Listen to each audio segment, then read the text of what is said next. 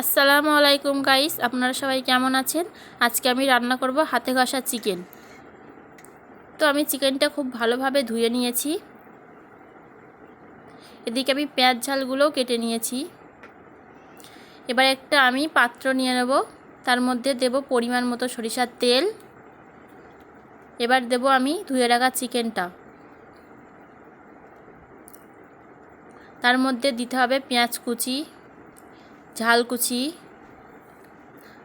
এবং আদা রসুনের পেস্ট, বড় বড় দুটো টমেটো কুচি,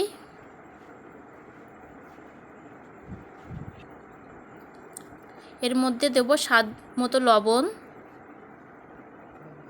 এরপরে দেব জিরে ও মরিচের গুঁড়ো, হলুদ গুঁড়ো ও মিট মশলা। তারপরে এটাকে খুব ভালো করে মাখিয়ে নেবেন, একটু সময় নিয়েই মাখাবেন। দেখুন আমি মাখিয়ে নিচ্ছি খুব ভালো করে এটাকে।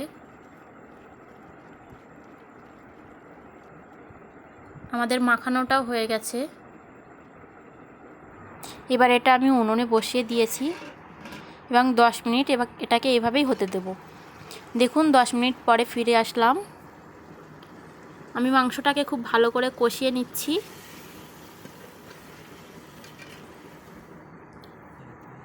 দেখুন আমার মাংসটা রেডি। আপনারা এই নিয়মে রান্না করবেন, দেখবেন এই রান্নাটা খুব কম সময়ে হয়ে যায় এবং এই রান্নাটার স্বাদ হয় অতুলনীয়।